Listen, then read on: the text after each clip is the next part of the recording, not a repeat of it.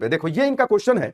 ये क्वेश्चन क्या है कि 6,000 रुपए 20% वार्षिक चक्रवृद्धि ब्याज की दर पर तो वार्षिक संयोजन की एक योजना में निवेश किए जाते हैं, तो दूसरे वर्ष और तीसरे वर्ष की चक्रवृद्धि ब्याज के बीच का अंतर क्या होगा। देखो ये 1 2 1 लिखते हैं और ये 1 1 कहां से लिखते हैं, ये नहीं कि डायरेक्ट लिख देते हैं, यहां से देख करके आते हैं और उस चीज को बार बार लिखते हैं। मैं आपको बता रहा हूं कि एक लाइन में इस क्वेश्चन का आंसर आप कैसे कर पाएंगे, इसके बारे में हम लोग बात करते हैं। क्वेश्चन में कह रहा है 6,000 रुपए 20% वार्षिक दर से चक्रवृद्धि ब्याज की संयोजन में एक योजना में निवेश किए जाते हैं, तो दूसरे वर्ष और तीसरे वर्ष के चक्रवृद्धि ब्याज का अंतर क्या होगा। एक बात थोड़ा ध्यान से समझना, क्वेश्चन में जो पूछा है ना उसी के ऊपर अटैक कर दो। क्वेश्चन क्या कह रहा है, क्वेश्चन में ये वाली बात कर रहा है कि भैया ये जो थर्ड ईयर है और जो सेकंड ईयर है ना, इनका अंतर क्या होगा, यही वाली बात आपसे कहा। तो बताओ कितना रुपए दिया है, तो क्वेश्चन में कहा कि ये 6,000। मैं आपको एकदम एक लाइन में बता देता हूं कि ये 6,000।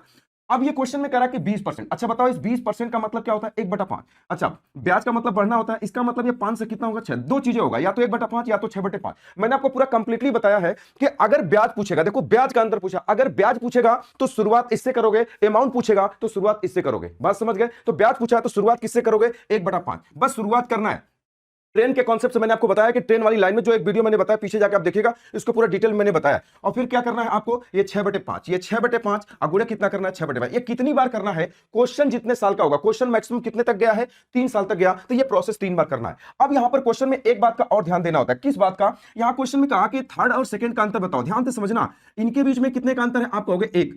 ये भी वाली बात इंपॉर्टेंट है। अगर इनके बीच में 1 का अंतर है ना, तो पीछे से एक वैल्यू को डिस्टर्ब कर दो। अगर इनके बीच में 2 का अंतर होगा तो पीछे से 2 वैल्यू को डिस्टर्ब कर दो। जैसे अगर थर्ड ईयर फर्स्ट ईयर होगा तो 2 वैल्यू को डिस्टर्ब कर देंगे। तो बताओ अंतर बोला तो अंतर कर दो, बताओ इसका अंतर क्या होगा, तब कहोगे 1। यानी यहां पर कितना हो जाएगा, तब कहोगे सर 1/5। बस इसी को सॉल्व कर दो, आपके क्वेश्चन का आंसर आ जाएगा। तो देखो 5 5 25, 25 से काट दो, 25 दूना 50 बचा 10, 25 चौका 100, ये 240। 5 से फिर काट दो, 5 चौका 20, 4 5 बटे 40, 6 का गुणा करो, 8 6 48 हो जाएगा, बचा 4, 6 चौका 24, 24 4 कितना हो जाएगा, 28। कितना हो जाएगा, 288। ये आपके क्वेश्चन का आंसर हो जाएगा। Option number B correct answer हो जाएगा।